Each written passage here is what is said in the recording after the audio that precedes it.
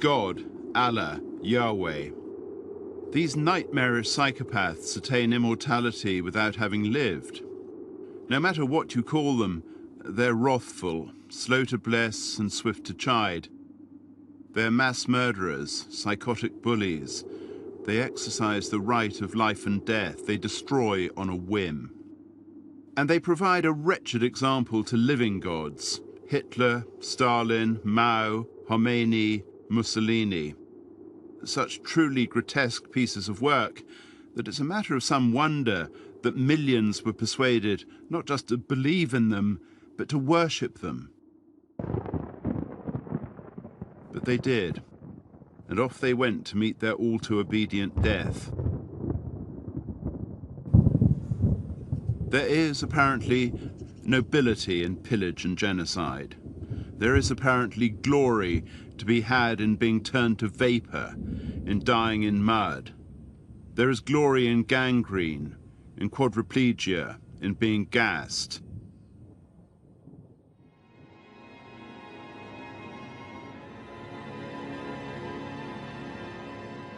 Hundreds of thousands of men died in the Alps around Redipuglia in the latter half of the First World War.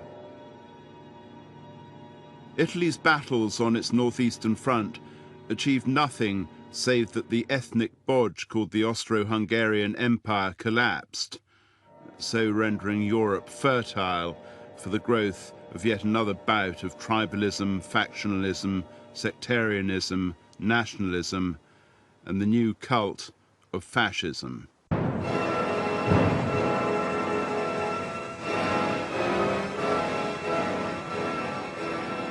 The vast sacrarium at Redipuglia is not a memorial to actual men, to flesh and blood, somebody's lover, somebody's son. It's an opportunistic celebration of mass sacrifice and exhortations to further sacrifice.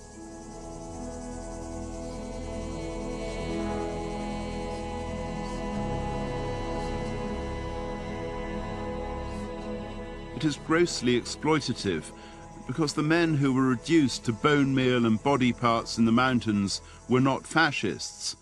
They had never heard of fascism. It tells the lie that fascists, ex-post facto fascists, will be united in death as they are in life. The word fasces signifies a bundle of branches tied together tightly. It is strong in a way that loosely tied branches, let alone single branches, cannot be. The individual, then, is subservient to the whole. Might is achieved by numbers. No doubt some of the men who lie here might have become fascists had they lived, but they might equally, having experienced hell on earth, have dismissed Benito Mussolini's martial ranting as that of a man who had been invalided out of the army after less than 18 months. Nonetheless, their trashed corpses were posthumously recruited to the fascist cause. The word presente means just that, present. But it also means that the glorious dead are always with us, always present. The glorious dead fulfilling their duty to their country. The glorious dead then are the living dead. Presente was an omnipresent word in fascist Italy.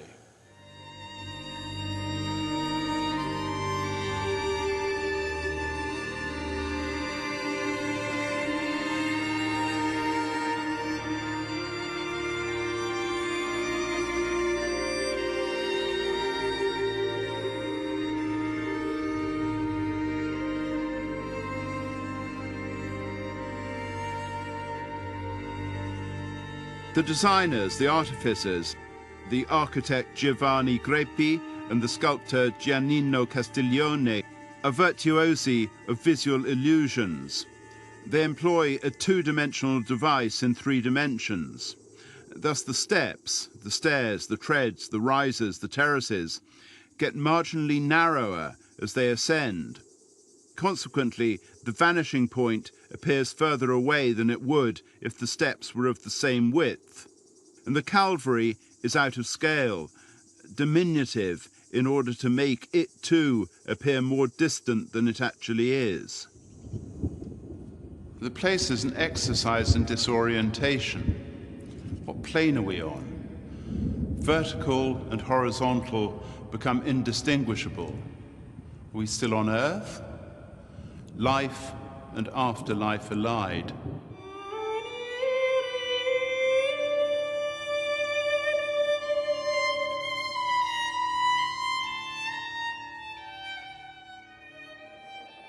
A 100 or so kilometers away from Redipuglia stands another massive sacrarium.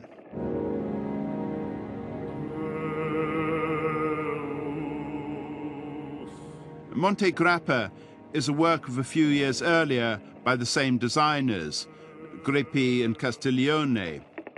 The contrast between the two could hardly be more marked.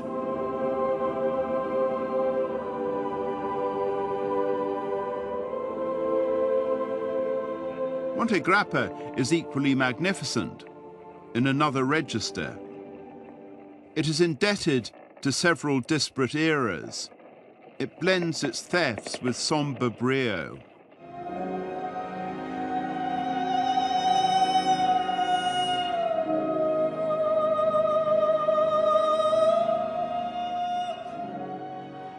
The very core of this structure is founded in anachronism.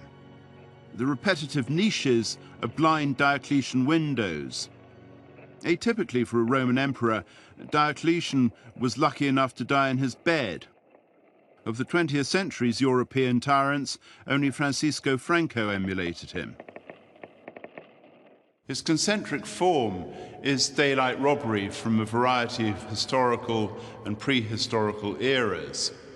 It is unambiguously architectural, and it alludes to forms of inhumation that belong to a variety of epochs, places, religions, and cultures.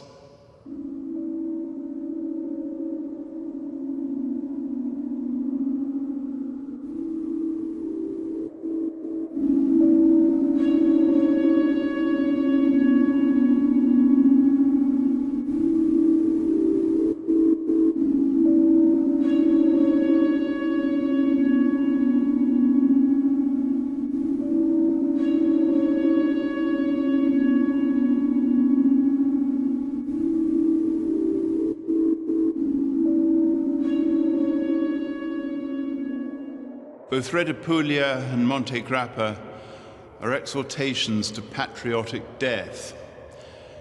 They susurrate the desirability of death, which they tell you lasts forever, which is more than could be said for life. Death is sustainable.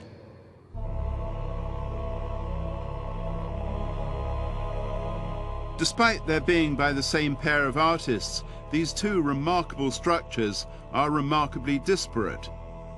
On the one clenched hand, Redipuglia, optimistically prospective, hymning the refulgent modernist future to come. On the other gloved hand, Monte Grappa, boastfully retrospective, summoning some indefinable yet glorious past. They are then exemplars of the two contrary mainstreams of architecture and design that flowered in Italy under fascism.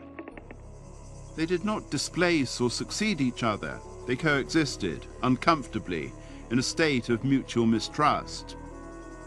But they were indubitably both built in Italy in the fascist era, in the fascist cause. Vincere!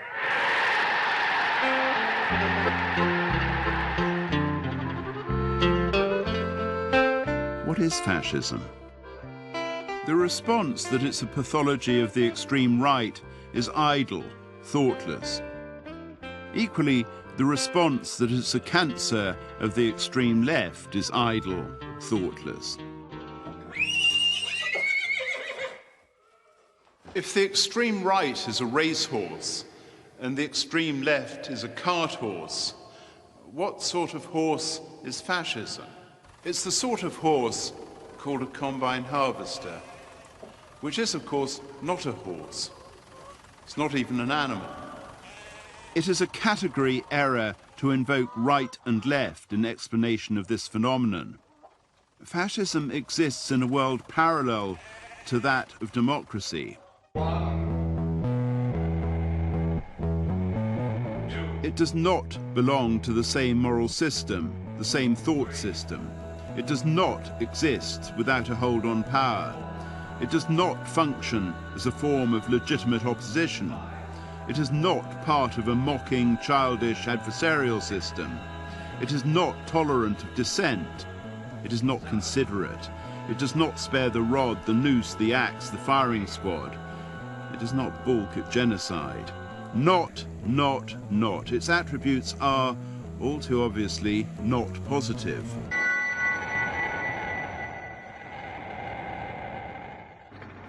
But then the same could be said of other forms of tyranny. Absolute monarchy, theocratic dictatorship, the police state, the communist imperium. Much older forms which have been around for millennia, for much longer than democracy, which, as the 20th century emphatically showed us, is easily dismantled.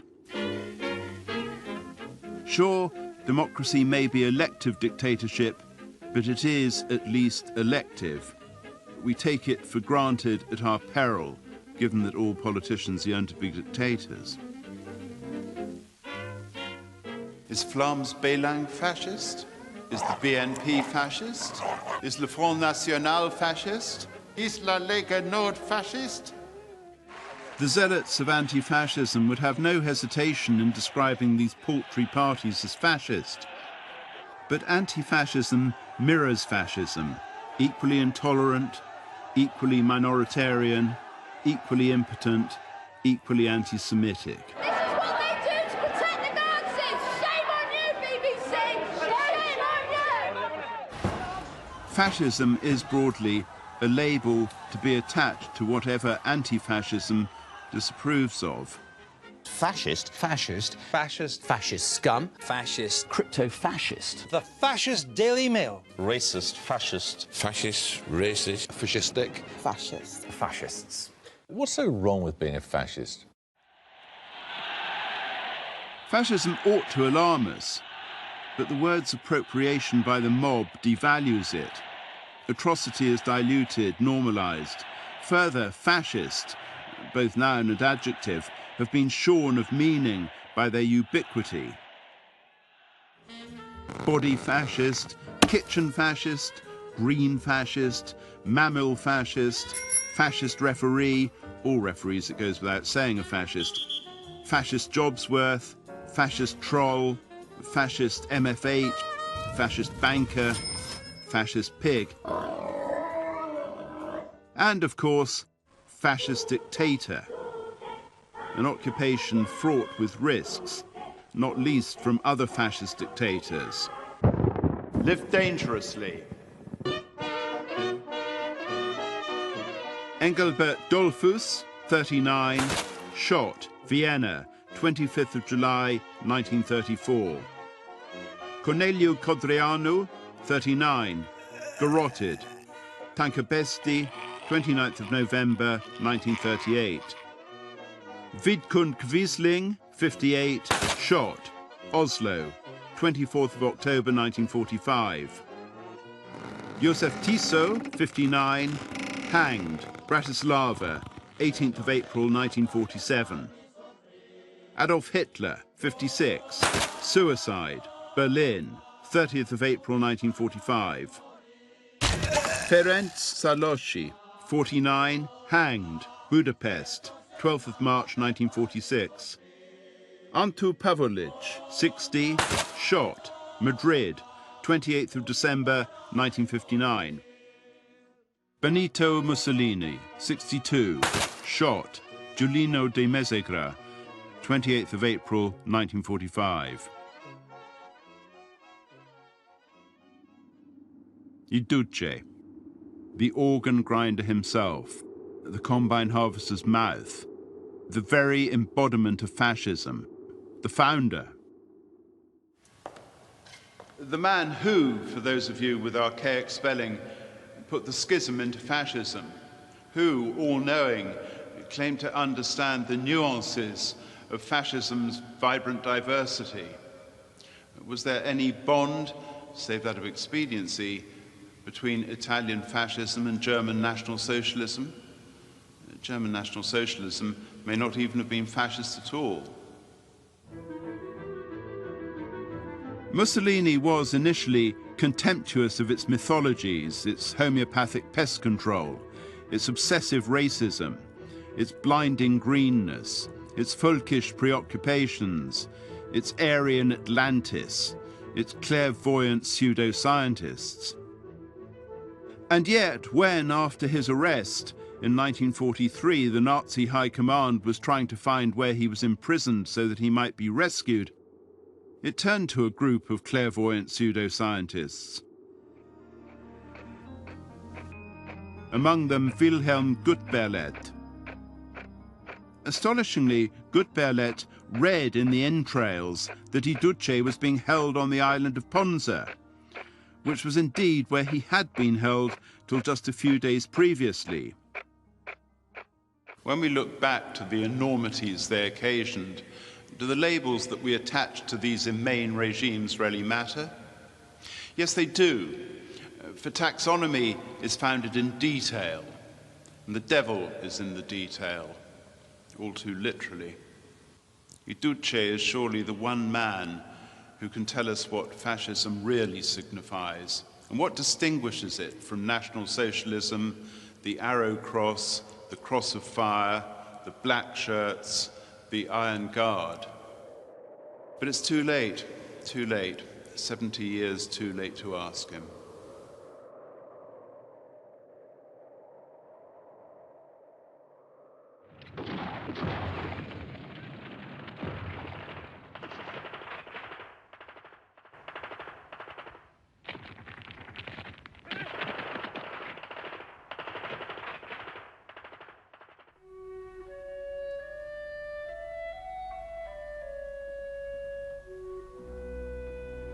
It might all have turned out so differently for the lovers Benito and Clara had they made it from Lake Garda to Spain, which was the destination they had set their heart on.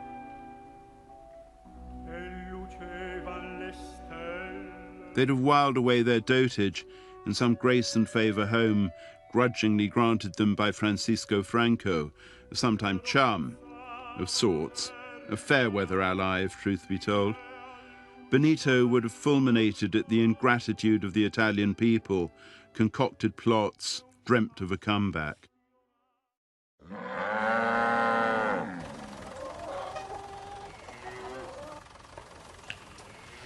Escape to Spain was their last hope, but they didn't even get as far as Switzerland.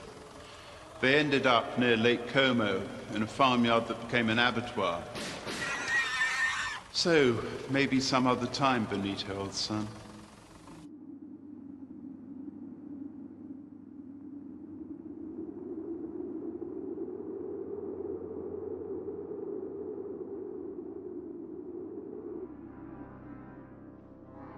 Witnesses remarked on the petrol in puddles, nacreous puddles, petrol that was spent, like the lives of the beings suspended above the puddles.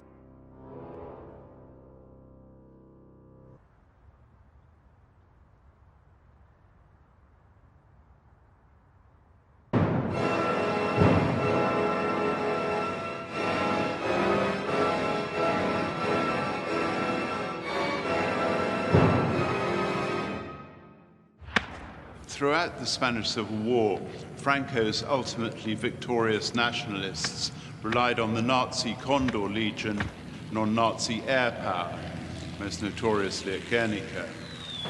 The dependence on Italian aid was even greater. Air power again, light arms and heavy artillery, ships, submarines, and troops, armies of them. Mussolini dispatched 70,000 men to Spain. 10,000 of them died there. Adiós, pueblín de Cochanzo.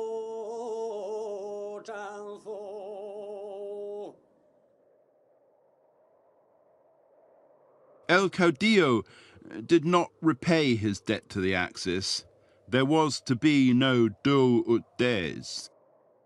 His was the longest reign of all the West 20th century tyrants. He kept his country out of the war on the continent, as Spain calls Europe beyond the Pyrenees. He had the guile to dupe both Mussolini and Hitler. He made entry to the war conditional upon demands which he knew they could not meet. He made promises which he had no intention of keeping. That is how you stay in power for almost 40 years. The lad was a great role model for young aspirant tyrants. Franco was that rare creature, a fascist dictator who did not want to go to war.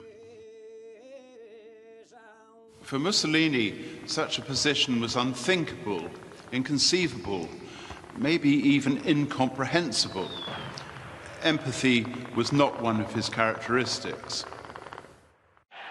Mussolinian fascism was a precursor of Islamofascism. Italy went to war in the name of a dictator who believed himself to be a god, but wasn't. Whilst Islamofascism goes to war in the name of a god who cannot believe in himself because he is fictional. There is, in neither instance, gain. They share a taste for gratuitous statist violence as a norm. National honor, national expansion. Outbreaks of peace were, according to Mussolini, mere undesirable anomalies that occur between wars, lacunae of wasted time to be filled belligerently by wars.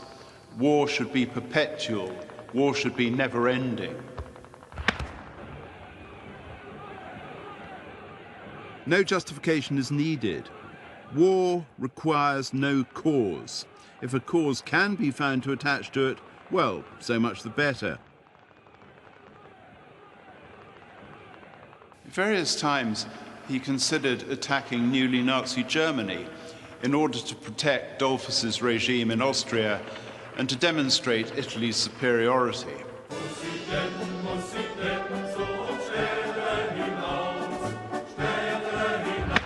France was a possible target because it would not cede Corsica and Nice to him, and an attack would demonstrate Italy's superiority.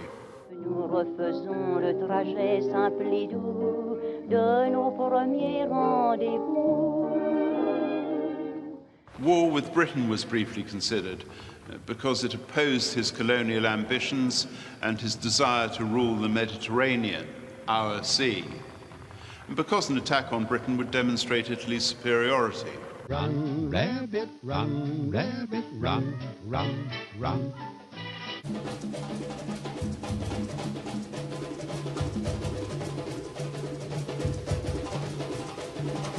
This was a demagogue who could pick a fight with his own shadow. He fulfilled those colonial ambitions in Libya, Greece, and Ethiopia, but at a huge economic and strategic cost. He prosecuted war.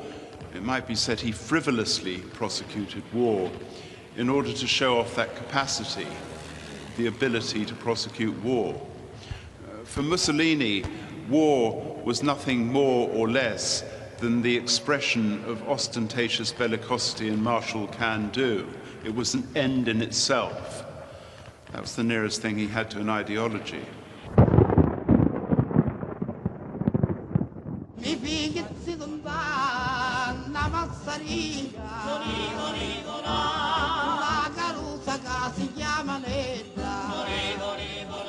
In Mussolini's worldview, power and stability could be maintained only by brute force. This coarse dog-eat-dog perception was founded early on in the playground where, from the age of 6 years old, he routinely attacked his fellow pupils, stabbing them with compasses and dividers, stealing from them, and threatening them should they grass him up. L'Italia fascista oramai è tale compagine, ma di bene organizzata in tutte le sue forme che non si può aspettare.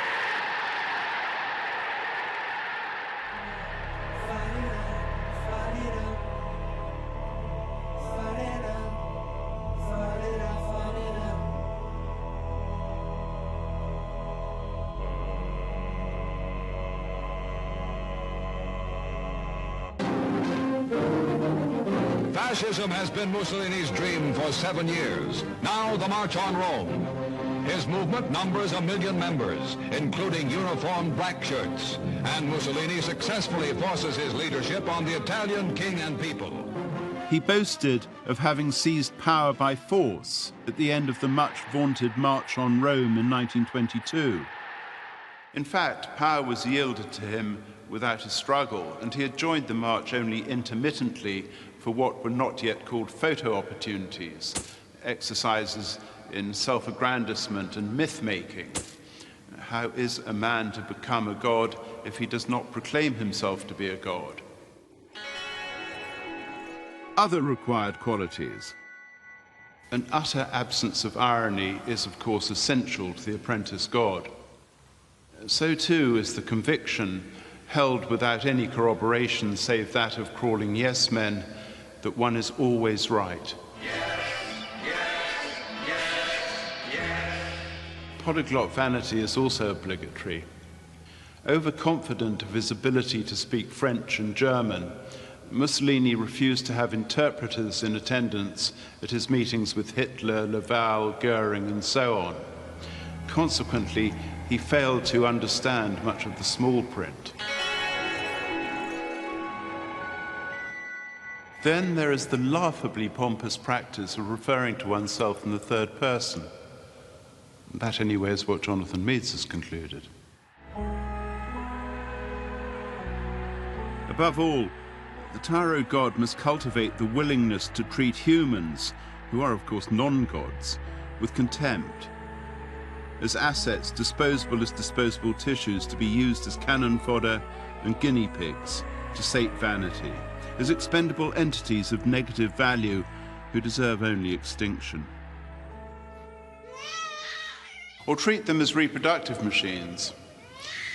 It was Duce's conviction that a high birth rate was an essential condition of a vigorous, healthy, morally sound society. Accordingly, women were exhorted to bear as many as 20 children. The fastest breeders, biped broodmares, were rewarded with cash prizes. Most of all, a high birth rate provides minds to be indoctrinated. The child has no choice, it can be brainwashed. The child can look forward to the prospect of dying for fascist Italy, a destiny exclusive to children made in fascist Italy. Inanimate objects might be made in fascist Italy, but they can't be brainwashed. Unless we're fool enough to believe in amulets, charms, religious relics, Veronica's handkerchief, and so on, inanimate objects do not contain the spirit of the doctrines or gods or saints they're associated with. There is no such thing as spirit, save in the minds of the deluded. And the attribution to inanimate objects of humours or moral qualities is half-witted, yet it is apparently an irresistible human urge. It's an urge I don't share, but that's no doubt due to my finely honed insensitivity. If all the pieces of wood from the cross on which the probably fictional character called Jesus is said to have died were collected together, they would form a structure higher than any in the world today. Made in fascist Italy. Epochal considerations apart, What does that mean? What are the implications of the label? Many sorts of inanimate objects were manufactured during the fascist era. Frying pans, chairs, coffee kit, invented fishing equipment, and white telephones. Such potent symbols of modernity and the fast life that they gave their name to frothy comedies of mores.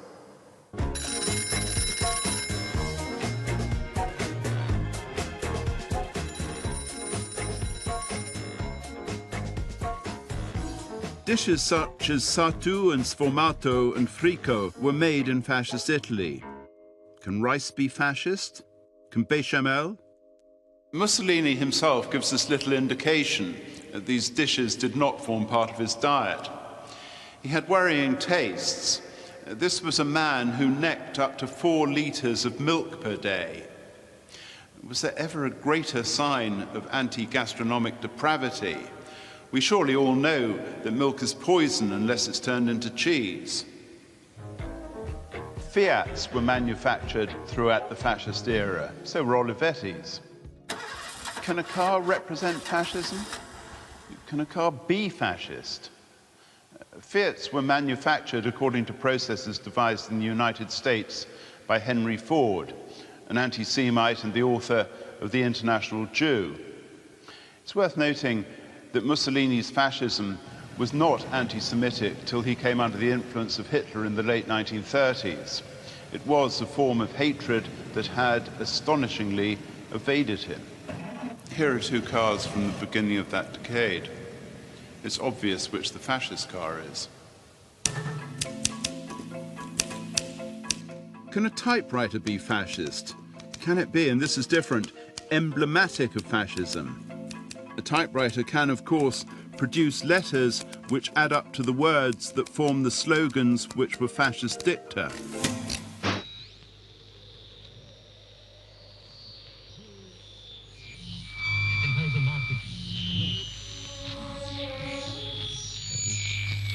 Is de behoefte aan het niet. With usura hath no man a house of good stone, each block cut smooth and well-fitting, that design might cover their face.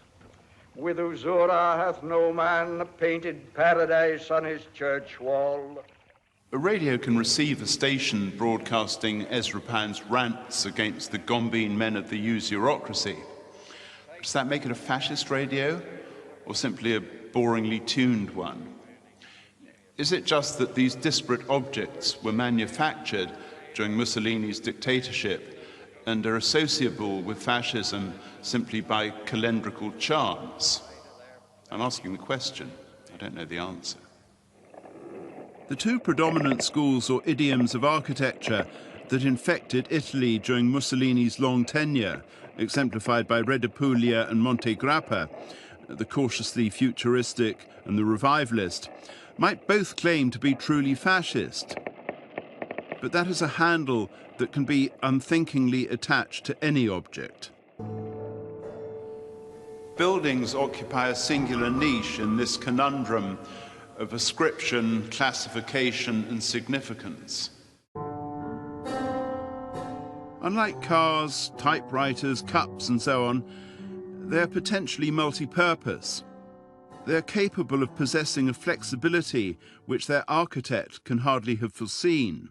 They can be made to serve an endeavour unknown when they were constructed. A building can have serial lives, so to speak. A fire station can be converted into yet another exciting boutique hotel. A hospital can be made over into apartments, luxury apartments, of course.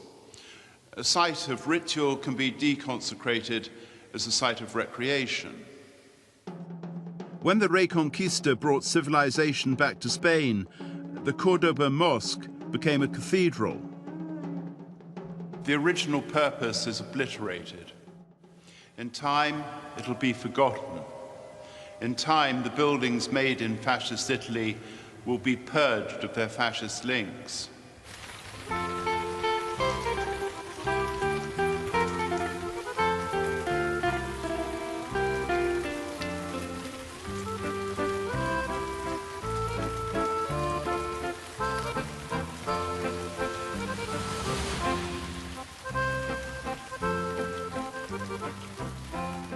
The awkward truth, habitually ignored or denied by those who associate progressive architecture with democratic governance, is that much that was built in totalitarian Italy between 1922 and 1943 was at the very forefront of modernism. Modernism is more closely linked with totalitarianism than it is with democracy. Modernism in Italy was fascist, in quotes. Modernism in France was republican, in quotes. Move a building across the border from Menton to Ventimiglia, and it ceases to be a republican building and becomes a fascist building, obviously.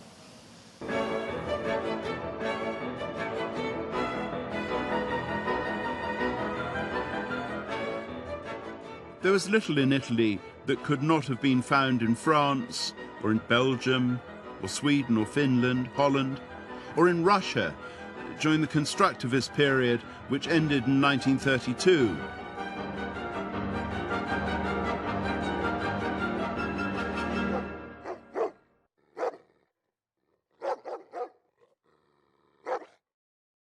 Mussolini enthusiastically censored filmmakers, writers, academics, journalists.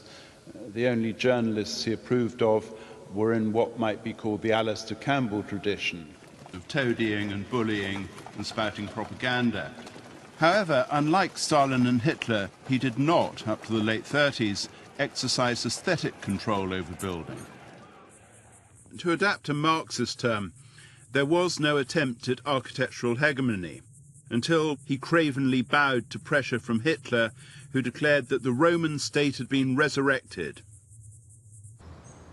Architecturally, there was little accord between Italian fascism and German National Socialism, nor, for that matter, between those two and Soviet communism.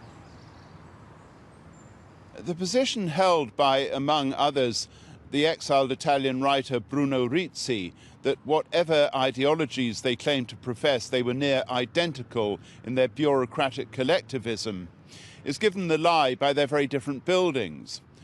The buildings are the regime. Till that late Hitlerian intervention, Mussolini had been indifferent to architectural style. Maybe he considered it too trivial a matter to concern himself with. It's more probable that he was crippled by procrastination.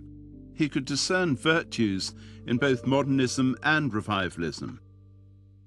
What is indisputable is that throughout his first decade in power, he neglected to exploit architecture's potential to affect his subjects through expressive gestures, through particular forms. He failed to harness its capacity to suppress and control them, to exhilarate them, to bend them to his will.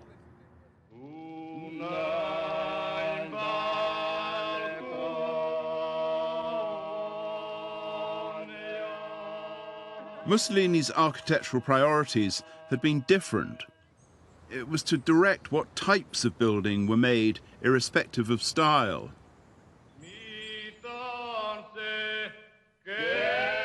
Perspective types, to signal a novel society without precedent that would create the future, forge the future in tyrant speak.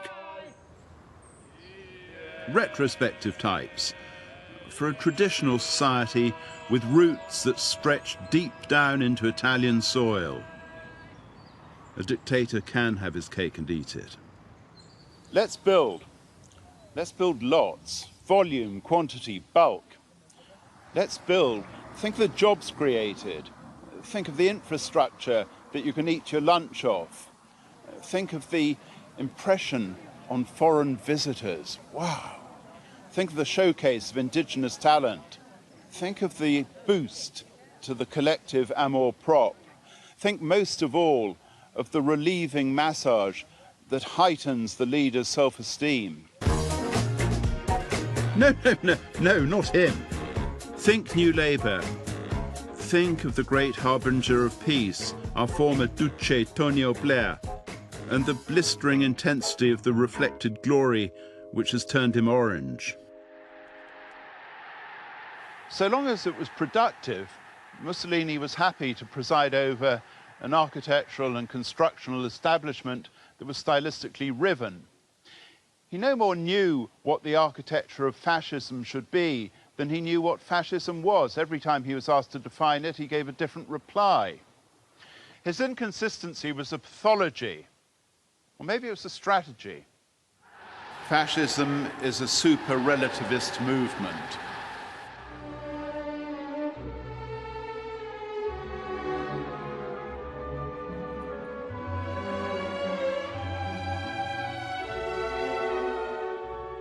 In the years immediately before the First World War, when the poisonous stew of nationalist exclusivity and authoritarian dogmas, which would eventually fuse as fascism, were becoming current among the revolutionary unwashed, Italy's high bourgeoisie, the unwashed's avowed enemy and prime target, was indulging its taste for flashy opulence by commissioning villas in a variant of the idiom known as stile liberty. Wealthy northern Italians embraced the fashion that had captured the rest of Europe. And they had as their designer of choice the marvelous artificer Gino Coppede, Florentine by birth, Genoese by adoption, riotously eclectic by temperament, and, for once it can be safely said, quite unlike any other architect of his or any other time.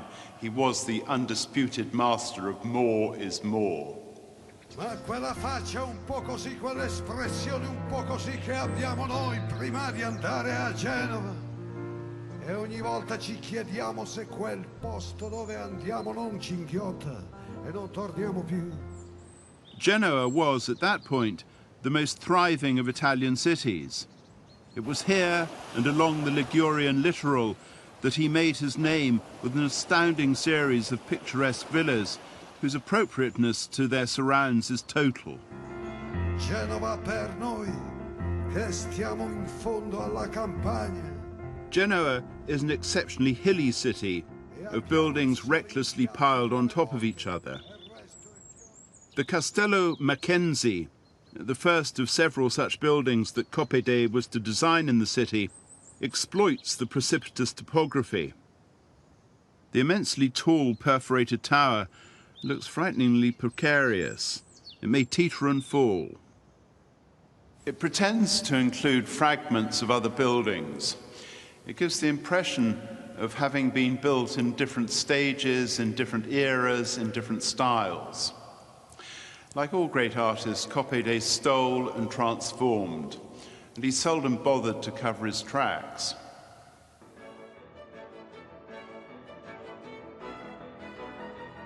He looted the past with rampant abandon. He certainly drew on the northern Italian fortified tradition. The Palazzo Vecchio in Florence is just one starting point. He uses it like an armature on which to hang further thefts from such wildly disparate sources as Byzantium, Liberty, sure enough, Venetian Gothic, fairgrounds, Mughal and Moorish buildings that had never existed, an invented Orient, a skewed Renaissance. This is architecture as entertainment, art without angst, with happiness and geniality. Such a thing does exist. It must be a matter of wonder to those not familiar with the caprices of architectural history that this great and singular artist is not widely celebrated. But then architectural history is no different from any other history. It is written by the victors, and the eventual victors in the 20th century were the modernists. The history they wrote was retrospective propaganda.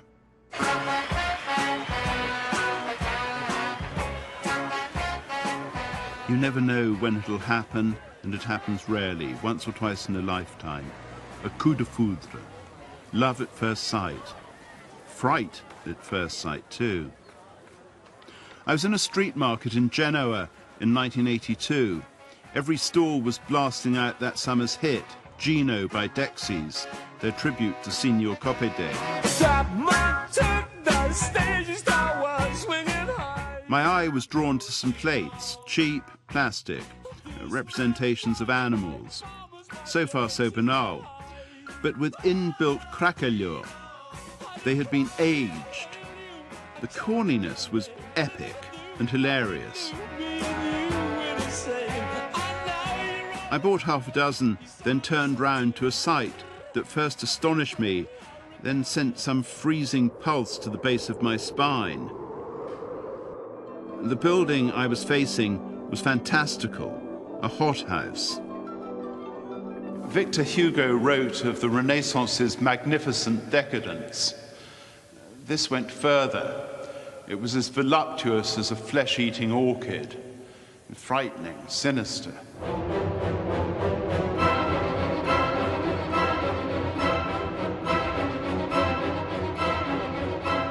Classical symmetry, high-relief rustication, stone seething like a gorgon's hair, facades encrusted with distended motifs, with frozen menageries of malevolent animals which belong to no known bestiary. There is corruption in the air. The aggression of these buildings is quite at odds with the picturesque felicities of the Castello and its offspring, save that, as ever, more is more.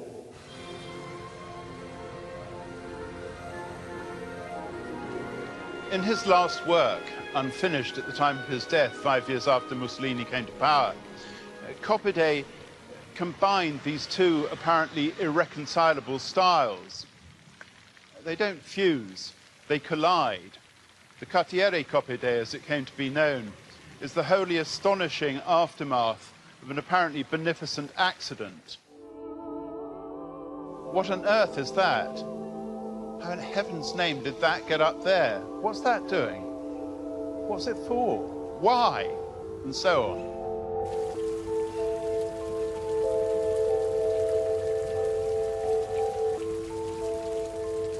This near psychotropic confection to the north of central Rome was his only work in a city which was rapidly expanding.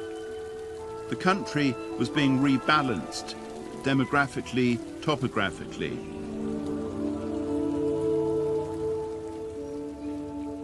Mussolini, the master builder, was creating not merely a national capital, but an imperial one. His megalomania was limitless, but then, well, that's pleonastic. Megalomania always is limitless. The city was no longer a backwater of clerical superstition. It was no longer a museum of itself. It was thriving. It was an economic magnet. It was an opportunity. It was dynamically dynamic. That, anyway, was Mussolini's take on it. And he had the power to make that delusion a reality through building. Come on, let's send out for some infrastructure.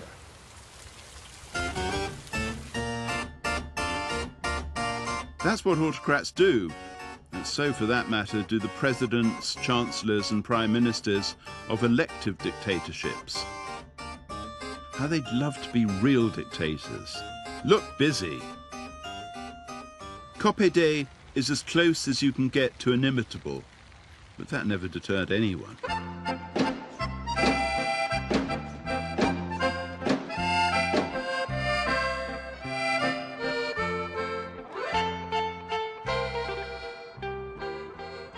Garbatello was a development about 5 kilometers south of the Quartiere Coppede. It was described as a garden city, but then there were few urbanistic projects of the early 20th century which weren't so described. Garbatello's architects did not attempt to match Coppede, but they took their cue from him, they doffed their caps, and the area owes everything to him. Or it owes nothing, for it's watered wine, dilute, pared down. Though it was mostly associated with subsidized social housing projects, the frugality of ornament was not economically determined. It was the stylistic choice of architects trying to create a form of 20th century architecture which dissociated itself from both 19th century revivalism and rectilinear modernism's radical abstraction. Unified Italy had only a short past.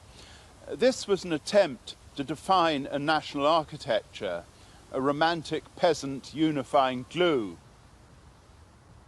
It had much in common with what was going on in Scotland and northern Germany, Finland, Belgium, Holland, countries where an effort was made to challenge the blancoed uniformity of the international style, whose proponents thought of it as the one true way, a moral necessity, which of course is how it has been represented.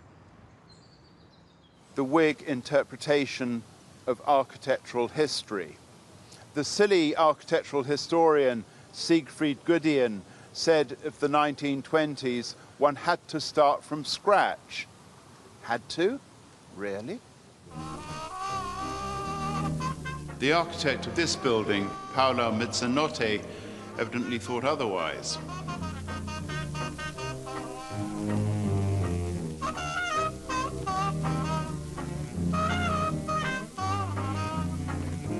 Mussolini talked of a second Renaissance.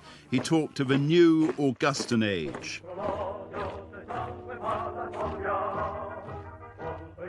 Paolo Mezzinotte's Milan Stock Exchange is as bloated a lump of Baroque as San Giovanni in Laterano, the Roman basilica which was probably its inspiration. The Paris exhibition of modern decorative and industrial art in 1925 gives us the term Art Deco, a sort of mass-market modernism. The architect of the Italian pavilion was chosen after the usual petulant squabbling and tribal spats. The commission was won by Armando Prasini, who had form as a pathological fulminator against all strains of modernism. He was among the most striking of all Baroque rather than Barocchetto architects.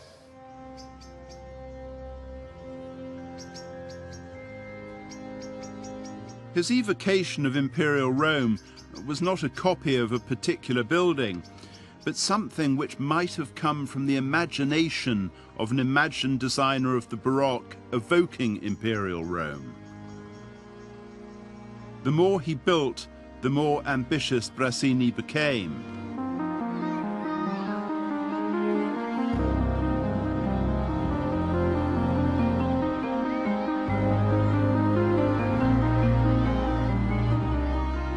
Mussolini was no fan of the Baroque. He believed that it belonged to the atomized and decadent Italy of pre-unification, the Italy of the two Sicilies, the Kingdom of Sardinia, the Papal States, etc. He was tolerant of it as he was of any form of architecture, the tyrant who neglected to tyrannize. And style notwithstanding, he must have perceived in Prasini an artist whose megalomania matched his own.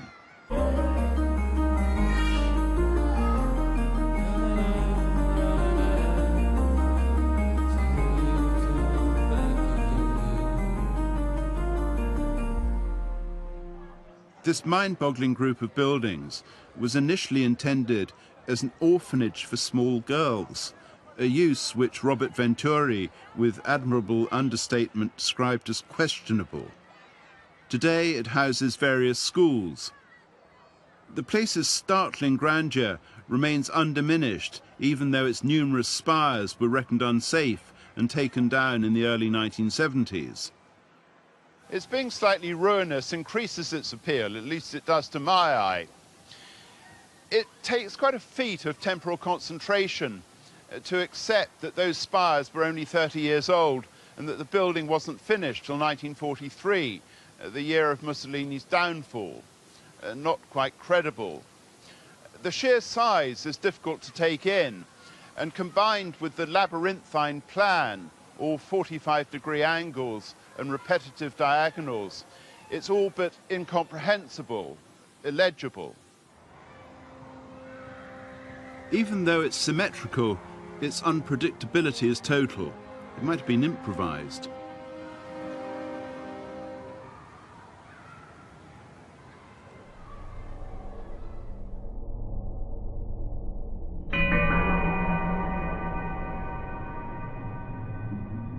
You're setting out to change the course of human existence, to remake man as a fearless, obedient, rock-hard knot of musculature, so rock-hard he can shatter rock-hard rocks with a flick of a rock-hard pectoral. You are creating a society unlike any society that has ever been. You have within your steel heart the satanic absence of mercy that is the sine qua non of an omnipotent, omniscient leader. You will dispense with everything that stands in your way. You're ruthless. You gaze purposely into a future that you alone can see. It is your lathe, your chisel, that will shape the nation, then shape the world. But what of the shavings, the sawdust, the shards? Ooh, you have such a lovely uniform. From the Scala wardrobe, is it? So dinky, so Offenbach. Oh, so modern, so dernier cri. Oh, those tassels.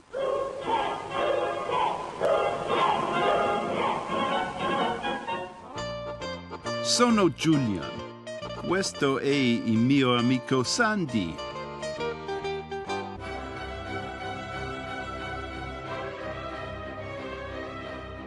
Why then do you and your fellow dictators cling in varying degrees to myths and emblems of the past, when tearing up the past is a very condition of founding the future? This is an instance of pragmatism suppressing ideology. All this spirituality, whatever spirituality is, all this revitalization and renewal seem to demand some sort of grounding in the archaic. A violent break with the past is liable to shock your slower subjects. So you have to take them with you, franchise or no franchise. Easy does it.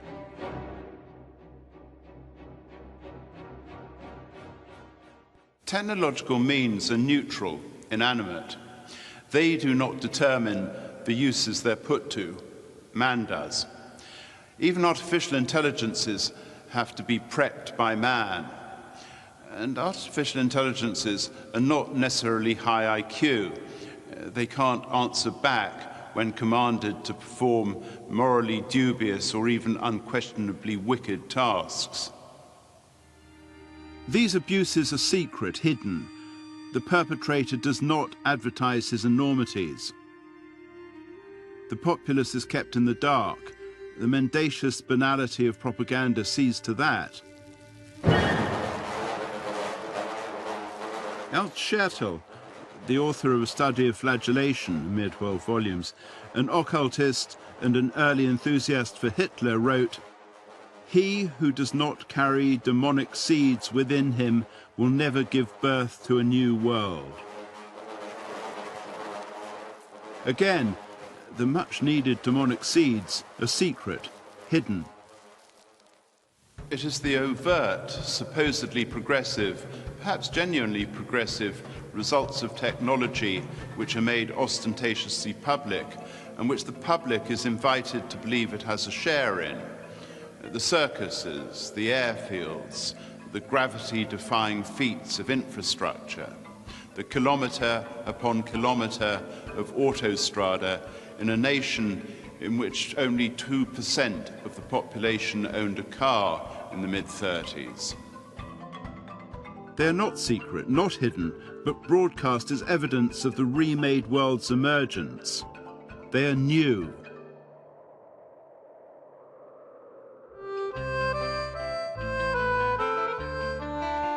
Mussolini's Italy occasioned consumer fascism. It was the most technophiliac of the major dictatorships. It was the most materially advanced, the most artistically sophisticated, because the least proscribed, and the least preoccupied with religious matters. On the one hand, Mussolini talked endless waffle about spiritual renewal. On the other, he called priests black germs. He knew very well that the presence of the greedy Vatican had long promoted a healthy anti-clericism in a large section of the sceptical, mocking Roman populace, whose voice was the gleefully blasphemous dialect poet Giuseppe Giacchino Belli.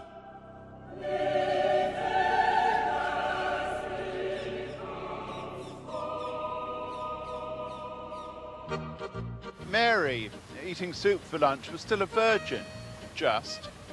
Gabriel, an angel, hurled by God like a bolt, broke through a window. These are the words he spoke to her.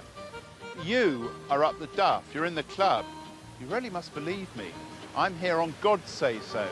He's the dad. Ave Maria. It was the first time she'd heard that song. Get on! I'm not some squabber. I never touched a dong. Love, you're chosen. This is just the start, the launch pad to planetary acclaim. It was at Pentecost. The old sob was disguised as a dove. Recall the bird that nestled in your lap. He's crafty. He knew the way to your womb door. The swine, you'll see. My choice is to abort the Son of God.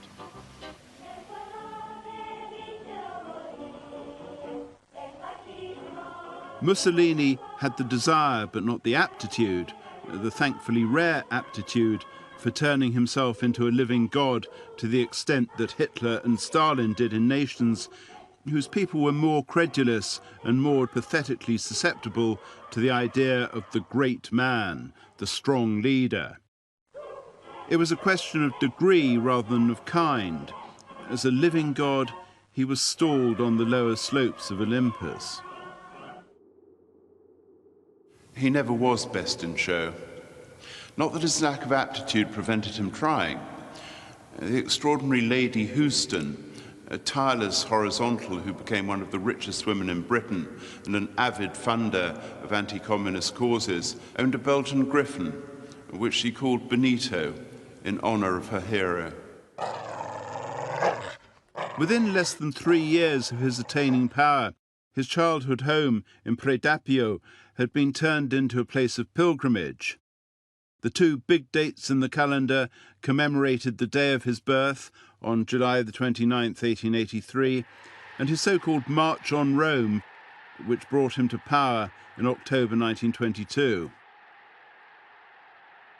Despite the adulation, Mussolini couldn't scramble up Olympus.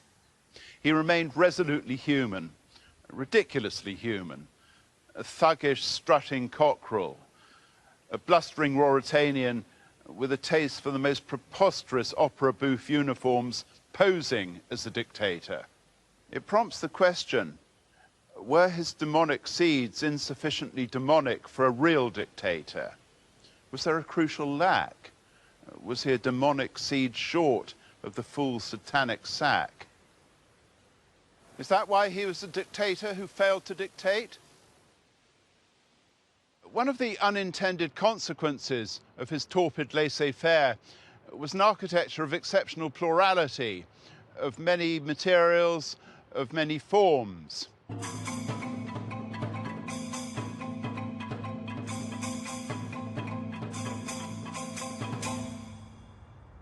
The result is that Italy lacks the standardized oddities of mid-century Soviet Union. There is nothing as boorishly eye-catching as the despot's baroque of Stalin's blingscapes, nor is there anything as creepy as Nazism's folkish Siedelungs, built expressions of the doctrine of blood and soil. Under those regimes, modernism was largely suppressed, insufficiently populist in the USSR, condemned as Jewish and/or international in Germany.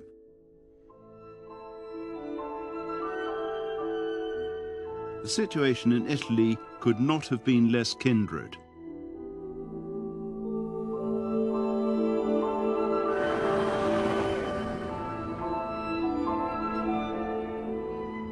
Italian fascism and Italian modernism, in the sometimes conflicting, sometimes congruent forms of futurism and rationalism, were bound together from the very start. From before the very start, they were intertwined in utero.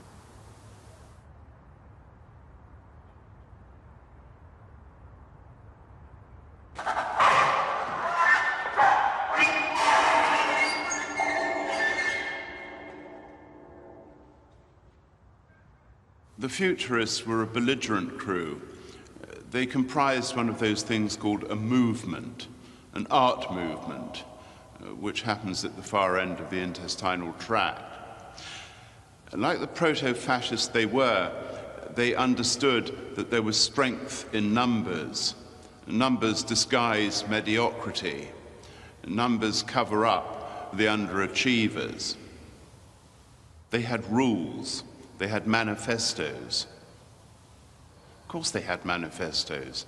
Manifestos and more manifestos. The manifesto compensates for the paucity of the visual art. It gradually becomes the art itself. The longer the manifesto, the more dismal the work.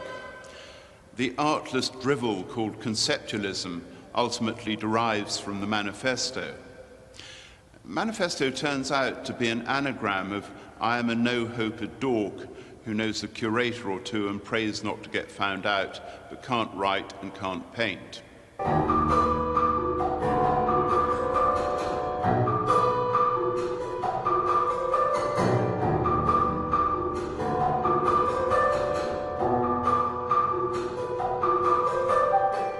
The Futurists had credos.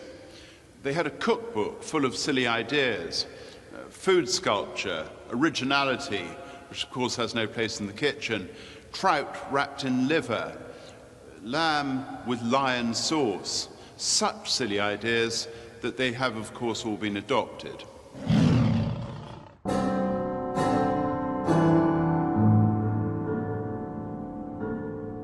The Futurists swiftly became formulaic. Futurism was a fashion item, which ought to have been as ephemeral as the Dartford 2 were predicted to be. But ephemera has a habit of outliving what was confidently intended to be permanent.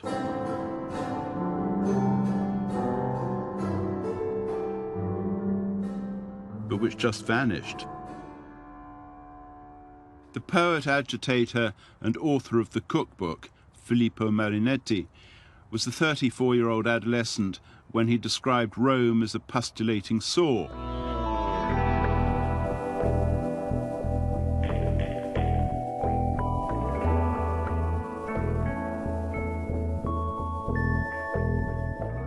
He led his troops in clamorously demanding the city's modernization. The renewal he sought, ordered, rational, technocratic, could not have been more at odds with that of Coppede and Barocchetto. Futurism attempted, with varying degrees of success, to represent movement, the arrogant assumption being that no previous painting had done so. Just look at The Murder by Cézanne, before he was Cézanne.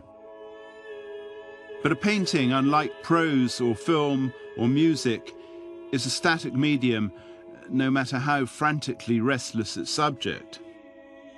Movement in a work in two dimensions is bound to be figurative, illusory, a frozen moment.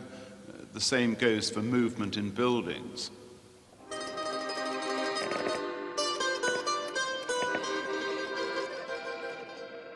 Marinetti was pathologically nationalist, yet his exhortational rants were those of Walt Whitman, a barely sane Walt Whitman, not all that Italian.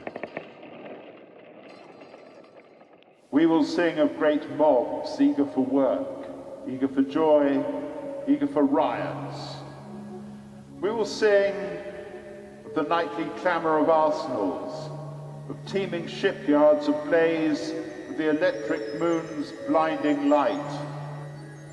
We will sing of bridges that bestride rivers like giant athletes, knives glistening in the sun. We, the Futurists, are scorned by the crippled and paralyzed. We, the Futurists, glory in danger, revel in violence. We revere patriotism. We exalt war. War is the hygiene of the world, the sole hygiene. War is the most important thing in a man's life.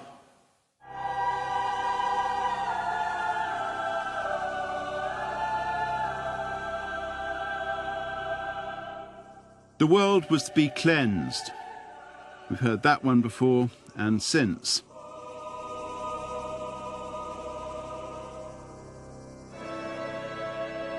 The First World War made an actuality of Marinetti's teenage dream of glorious mass death and nationalistic sacrifice. Over 500,000 Italian combatants and over 500,000 Italian civilians died. Umberto Boccioni, the most inventive of the Futurist painters, was killed. So too was Antonio Santalia. There are a number of paper architects, dreamers of the never-to-be-built, whose influence was boundless because their work never got off the page. It remained an immaculate ideal. Piranesi, Boulez, Lequeux, Ludwig Hilbersheimer, Hugh Ferris, Frank Hampson, and the futurist Antonio Santalia, the holy Santalia, whose Città Nuova was predictive of so many of the 20th century's utopias and dystopias. Hardly surprising, for it was so gleefully copied. We can admire the drawings of Santalia and these other artists, but we have to acknowledge that what they do is not architecture. This stuff is the mere germ of architecture. It's unconcerned with stresses, services, and soil pipes. Santalia's collaborator and peer, Mario Chiatone, is today forgotten. He made the terrible career move of not dying young. Throughout the early years of Mussolini's 2 decades, there occurred something akin to the Battle of Styles in Victorian England. There were several factions, each of them special pleading that it was their architecture which best represented nationalism, sacrifice, belligerence, fascism's moral fervour, and a true devotion to I Duce. They vied for an imprimatur he was unwilling to bestow. The architecture that the Futurists foresaw and promoted was based on Chiatone's drawings and Santalia's plan for La Città Nuova. It had no sort of architectural precedent. It would have been a disavowal of faith not to have started from scratch. This was not architecture, it was a vision of architecture which had no existence other than on the page. It might be socially deleterious, but it was the future, because the Futurists, with their exclusive claim on the future, said it to be so. It stood for, or was at least intellectually linked, to the machine, to man as a machine cog, to the suppression of the individual, to collectivity, discipline, submission to the state, and the doctrines of Taylorism and Fordism, which had started in the United States, but which flourished in anti-democratic countries whose workers had only frail rights. This was a fact that was picked up by Giovanni Agnelli, the founder of Fiat, whose futurism was hardly ideological and aesthetic, rather technophiliac and utilitarian. The factory he built at Lingotto in Turin was futurism made concrete, 500 meters long, emphatically horizontal, and functional to the point of frugality. Manufacture proceeded from street level and spiraled upwards. The final stages of assembly were carried out on the 5th floor. The bank test track on its roof was then practical as well as unique.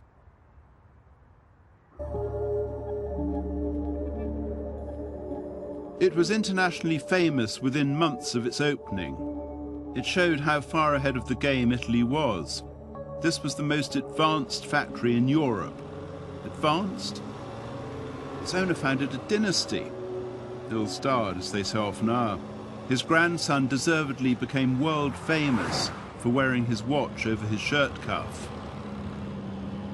Agnelli also gained control of La Stampa, the formerly liberal Torinese newspaper which had been closed down for suggesting that Mussolini had been complicit in the murder of the socialist deputy and writer Giacomo Matteotti. Such acts of sycophancy were commonplace. Commercial destinies and careers depended on patronage and favoritism, and also on a certain flexibility. And Giulio Mazzoni joined the fascist party early on, which eased his way to becoming the main architect of the state railways, which in turn earned him many further commissions.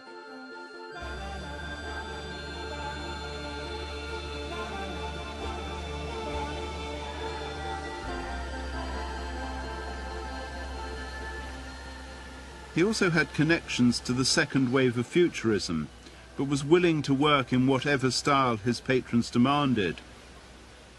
Such a Catholic approach to design is habitually scorned. Architecture is the only creative endeavour where commitment to a single style is reckoned to be a demonstration of moral probity.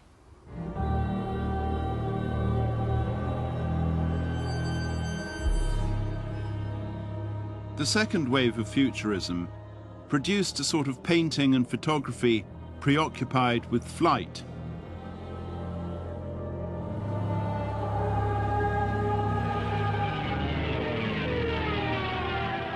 Now and again it possesses a vertiginous potency. Tullio Crali's diving over the city and before the parachute opens are among the rare instances. At its more typical, it's all pattern-making and poster art. Nonetheless, the idea of the all-seeing pilot with the world beneath him as a target at his mercy overcomes the hackneyed depiction. Indeed, it feeds off it. This literal vision of the city from above, revealing its shape, symmetries, intricacies, and secrets, belongs to Mussolini. He is the pilot, he is the leader.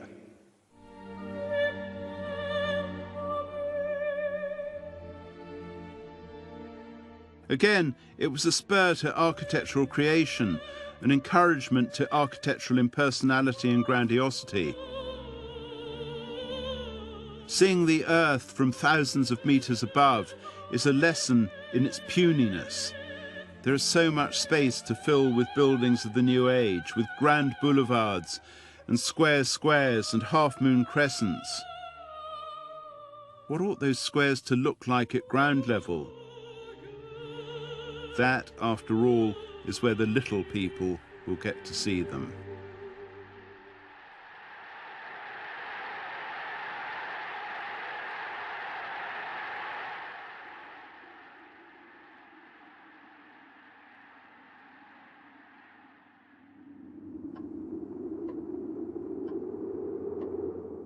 The enigma of arrival is V.S. Naipaul's meditation on his discovery of the valley north of Salisbury, which would become his home.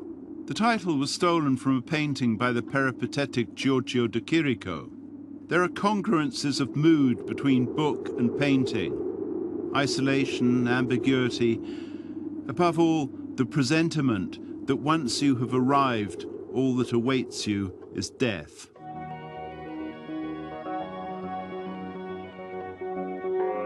It was to Turin that de Chirico ascribed his architectural lexicon. He visited that city for 2 or 3 days in 1911. That was enough. Turin implanted itself in his memory. We don't choose places, they choose us. Turin chose de Chirico. Turin, as Nietzsche saw it and described it, revealed to me a spiritual power I hadn't been aware of before. I understood what he saw in it, especially in the piazzas, those Turin piazzas surrounded by porticos. It was something very poetic, very profound.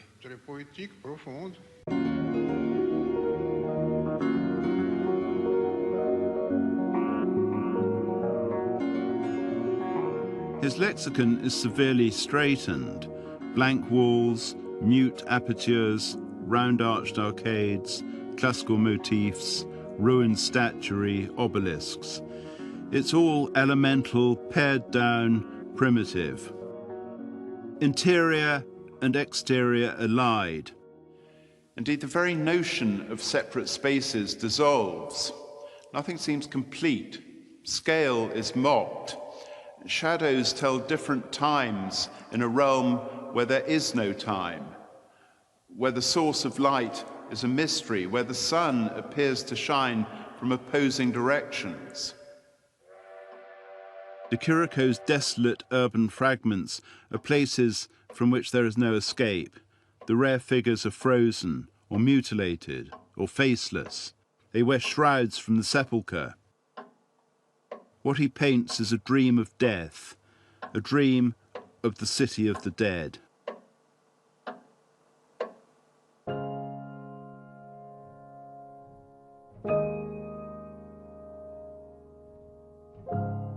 The classicism, the modern classicism that derived from De Chirico, was a compromise, a grudgingly conciliatory handshake between the two main antagonists in the battle of the styles. The notion that the architects were consciously searching for an architecture of death assumes that architects understand the meaning of their buildings. They don't, and they shouldn't. Interpretation is not the maker's task. But Thanatopolis is what they created, over and again.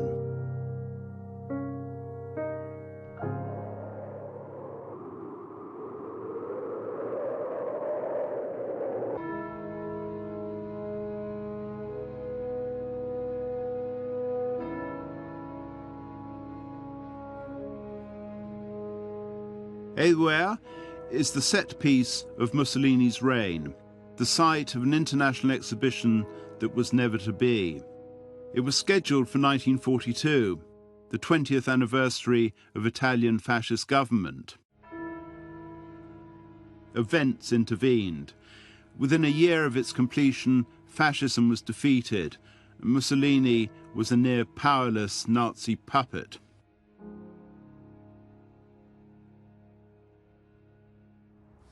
What does this place tell us about fascism? That fascism builds monuments to its great leader, that sport is essentially a fascist activity, that fascism is conditional upon xenophobia, that fascism builds infrastructure in the national interest or as a diversion. Fascism, in common with all other totalitarian faiths, demands scapegoats. The kulaks, the bourgeoisie, the myopic, the Jews, always the Jews. Fascism employs technology brutally to effect mass death. Fascism is, oxymoron, a secular theology. Fascism is greedy for sacrifice. Fascism just loves dressing up. There's something about a corpse in uniform.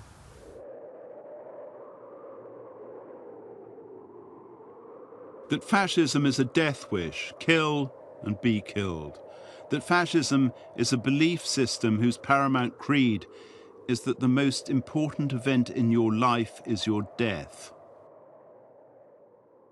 So it's apt that the most striking building of the era, intended as an exhibition space, should appear to be a mausoleum or an ossuary, the house of the dead. De Chirico suffered precognition.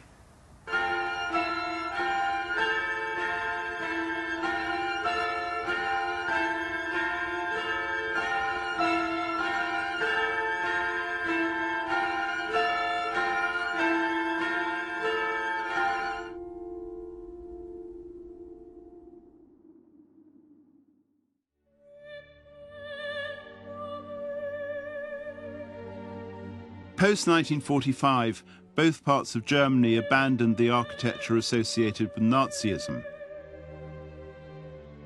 Post-1953, the USSR abandoned the architecture associated with Stalinism. Italy's reaction to the architecture made during the 2 decades of fascism was different. There was no reaction. Italy had turned against Mussolini and his alliance with Nazi Germany. It thus had judged itself to have enjoyed an expiation, so it had few qualms about proceeding architecturally as it had before that alliance was struck. Every school and style was equally blessed, equally damned by the dead dictator's eclectic pluralism. Architects who had served the fascist state were not regarded as pariahs. Had they been, there would have been no architects to rebuild Italy, for the entire trade, with less than a dozen exceptions, had sworn a vow of loyalty to Mussolini. As a result, there was a continuum. The fallen of all wars were commemorated in 1951 at Medea, in an idiom which, whilst it may be associable with fascism, is even more associable with the unknowable state that is at the very core of fascism: death.